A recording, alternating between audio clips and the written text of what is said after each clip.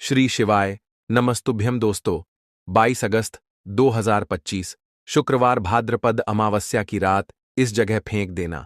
एक मुट्ठी नमक होगी, हर मनोकामना पूरी मिलेगी, सभी दोषों से मुक्ति, इतना धन आएगा कि संभाले नहीं संभलेगा। भगवान विष्णु और माता लक्ष्मी जी के आशीर्वाद से पूरे साल धन बरसता रहेगा। दोस्तों, जैसा कि आप सभी लोग जानते हैं कि 22 अगस्त को शुक्रवार भाद्रपद अमावस्या पड़ रहा है, इसीलिए यह दिन बहुत ही खास है।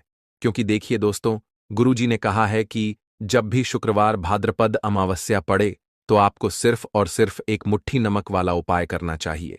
यह उपाय इतना खास है कि अगर आपने सही मुहूर्त पर सही क्रिया अनुसार एक मुट्ठी नमक वाला उपाय कर लिया, जो प्राचीन काल के समय का महाउपाय है, तो मान के चलिए दोस्तों, भगवान विष्णु और माता लक्ष्मी जी के आशीर्वाद से आपके जीवन का कितना ही बड़ा दुख हो, उससे आपको मुक्ति मिल जाएगी।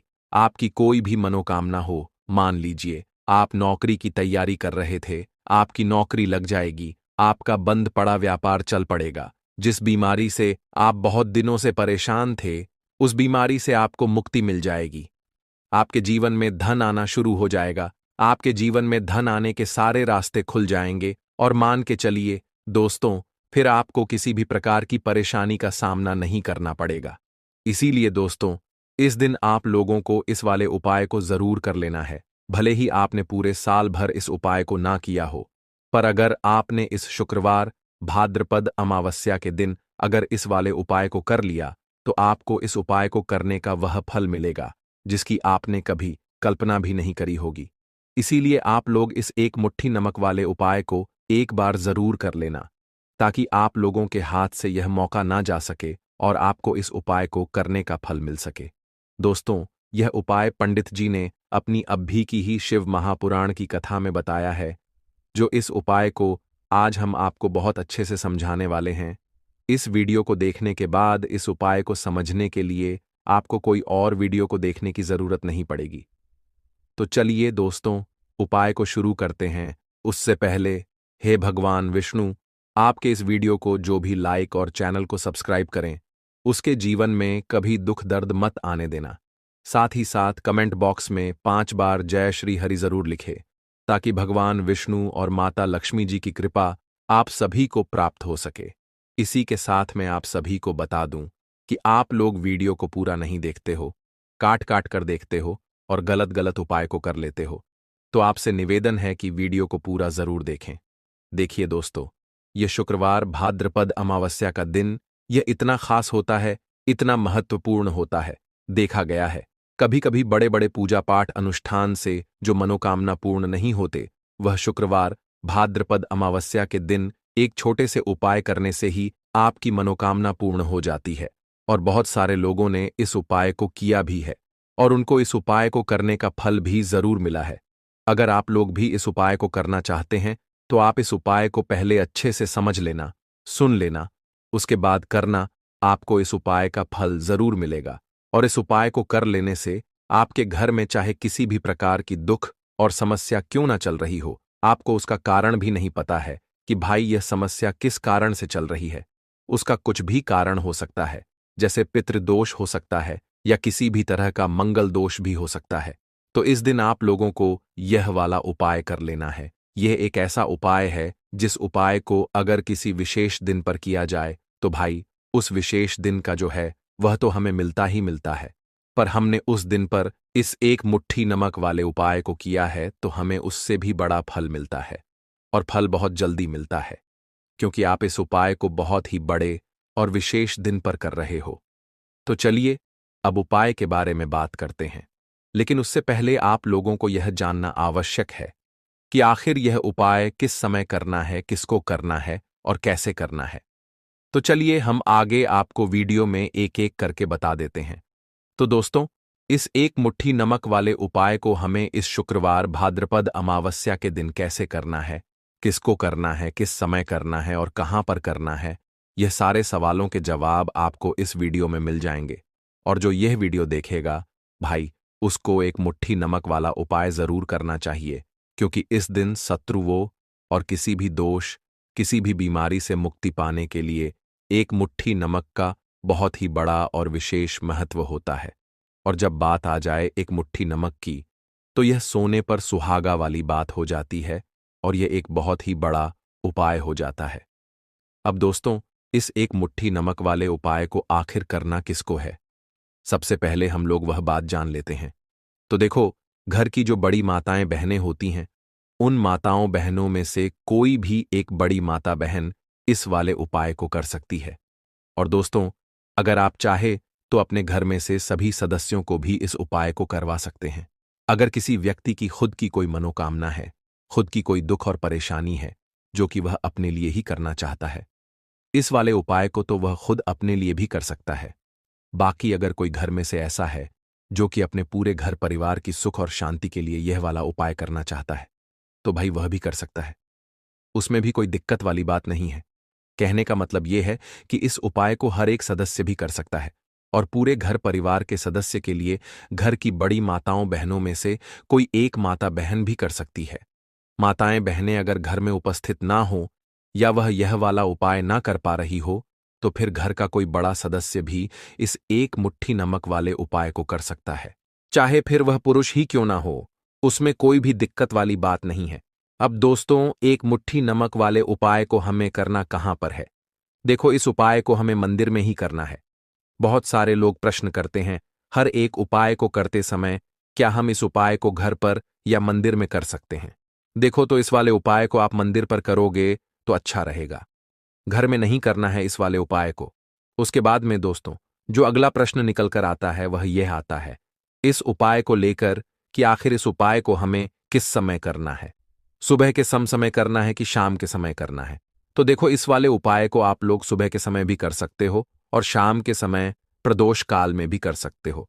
अब अगर आप पूछो कि भाई साहब सबसे उत्तम समय कौन सा रहेगा इस एक मुट्ठी नमक वाले उपाय को करने का, तो हम आपसे बस यही कहेंगे कि इस उपाय को आप शाम के समय करेंगे तो ज्यादा बेहतर होगा, क्योंकि शुक्रवार भाद्रपद अमावस्या का दिन है और इस दिन प्रदोष काल के बहुत महत्व होता है।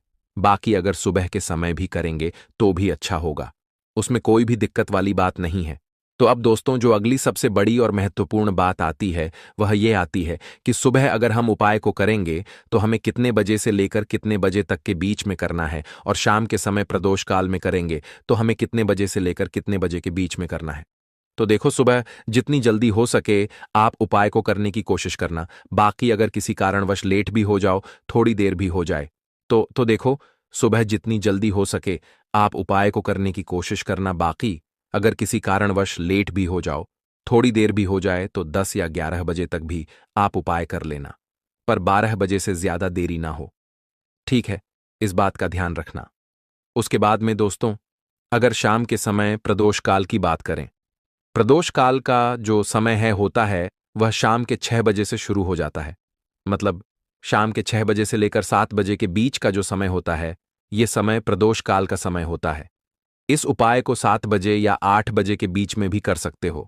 मतलब शाम के 6 बजे से रात 8 बजे के बीच में आप कभी भी इस वाले उपाय को कर सकते हो, उसमें कोई भी दिक्कत वाली बात नहीं है।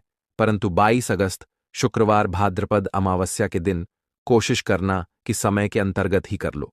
किसी कारणवश ना कर पाओ तो थोड़ा देरी से भी कर सकते हो। तो चलिए, अब हम अपने सबसे पहले उपाय की बात कर लेते हैं। तो भाद्रपद अमावस्या के दिन इस जगह फेंक दे, एक मुट्ठी नमक होगी। हर मनोकामना पूरी, पितृदोष, शनिदोष, काल सर्प दोष से मिलेगी मुक्ति। तो सबसे पहले तो आप कमेंट बॉक्स में जाकर के हमको ये बताइए, क्या आपके घर में आपने अपने लिए एक नमक का डिब्बा अलग से रखा है कि नहीं रखा है? क्योंकि यदि आपके पास अलग से एक नमक का डिब्बा नहीं रखा है, तो आज ऐसे डिब्बे का इंतजाम कर लीजिए जिसमें आपको नमक भरना होगा। क्योंकि जिस उपाय के बारे में आज आपको हम बता रहे हैं, उस उपाय में केवल आपको नमक के डिब्बे में वह गुप्त चीज छुपानी है जिसके बारे में तंत्र शास्त्र में लिखा हुआ है। और वह गुप्त चीज जैसे ही नमक के डिब्बे में आप छुपाते हैं या रखते हैं, मान के चलिए, ना केवल आपको अपने जन्म जन्मांतर की गरीबी, परेशानी, कष्ट और समस्याओं से मुक्ति मिल जाएगी, बल्कि आपके जीवन, आपको सुख, समृद्धि, धन दौलत, ऐश्वर्य की प्राप्ति होगी। एक बात को समझ लीजिए दोस्तों, एक व्यक्ति के घर में जो नमक का डिब्बा होता है वह सीधे सीधे उस व्यक्ति के आर्थिक स्थिति से संबंध रखता है। ज्योतिष शास्त्र में साफ साफ लिखा हुआ है कि यदि एक घर में नमक का डिब्बा खाली हो जाता है तो इससे उस घर की स्थिति पर बहुत बड़ा फर्क पड़ता है और उस घर का वास्तु भी खराब होने लगता है। दोस्तों, नमक के साथ की गई लापरवाही आपके गरीबी जैसी हालत ला सकती है। मान के चलिए, यदि आप नमक को लेकर के सावधानी नहीं बरतते हैं तो आपके जीवन में कई प्रकार की परेशानियों का आपको सामना करना पड़ता है। किंतु दूसरी तरफ, यदि आप नमक को लेकर के वह उपाय करते हैं जिसके बारे में तंत्र शास्त्र में लिखा हुआ है, तो मान के चलिए दोस्तों, न केवल आपकी तिजोरी धन से भर जाएगी बल्कि आपके ऊपर धन की वर्षा होगी। यहां तक कि आपके आने वाली 7 पीढ़ियां भी धन पर राज करेंगे। दोस्तों, यदि आप लोग करोड़पति बनना चाहते हैं, आप चाहते हैं कि आपके जीवन से हर प्रकार की गरीबी, परेशानी, कष्ट, समस्याएं, दुख, गरीबी, दरिद्रता से आपको मुक्ति मिल जाए, आपके जीवन में कभी भी आपको किसी भी प्रकार के कष्ट का सामना ना करना पड़े, साक्षात आपको मां लक्ष्मी जी का वह वरदान और वह आशीर्वाद मिले जिसके पश्चात आपके घर पर धन की वर्षा हो और आपकी आने वाली 7 पीढ़ियां भी पैसों पर राज करें, तो आज के इस वीडियो को लास्ट तक बिना भगाए देखिएगा, क्योंकि नमक एक बहुत साधारण सी चीज है और नमक लगभग हमारे भारत में हर घर में होता है। किंतु नमक के उपायों को करना कैसे है, यह हर व्यक्ति को नहीं पता होता है। आज इस वीडियो में हम आपको तंत्र शास्त्र के अनुसार नमक के उन उपायों के बारे में बताने जा रहे हैं, जिन उपायों को यदि सही विधि विधान से सही मुहूर्त पर आप कर लेते हैं तो मां लक्ष्मी जी का वह वरदान और वह आशीर्वाद आपको लेगा, जिसके पश्चात आपके जीवन में आपको सफल होने से कोई नहीं रोक पाएगा। देखिए दोस्तों, बहुत ध्यान से सुनिए। यदि मां लक्ष्मी जी को यदि प्रसन्न करना है तो तंत्र शास्त्र के अनुसार आपको नमक के वह उपाय करने चाहिए जो आपको हम बता रहे हैं। और यह उपाय यदि आपने सही मुहूर्त पर कर लिया तो न केवल आपके बल्कि आपके पूरे परिवार के जीवन में एक चमत्कारी और सकारात्मक बदलाव आएगा। न केवल आपको बल्कि आपके पूरे परिवार को लक्ष्मी का वरदान और वह आशीर्वाद मिलेगा, जिसके पश्चात आप लोगों के जीवन में आप लोग बहुत ही आगे जाएंगे, बहुत ही सफल होंगे।